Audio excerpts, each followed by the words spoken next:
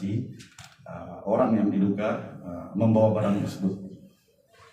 Kemudian dilakukan pengejaran, dan kami membentuk tim gabungan, baik itu dari narkoba, kemudian juga dari Intelkam, dan juga dari Polsek Pelabuhan sendiri, serta kami juga mendapatkan backup dari Krimsus Polda Sulsel untuk mendeteksi ke arah mana pergerakan daripada si pelaku ini.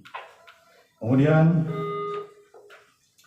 selanjutnya rekan-rekan sekalian, yaitu pada hari berikutnya, yaitu kira-kira lebih kurang pukul 12.00 WITA, maka tim berhasil menemukan daripada orang yang diduga memerintahkan guru tersebut untuk membawa barang yang diduga keras merupakan narkotika jenis sabu tersebut.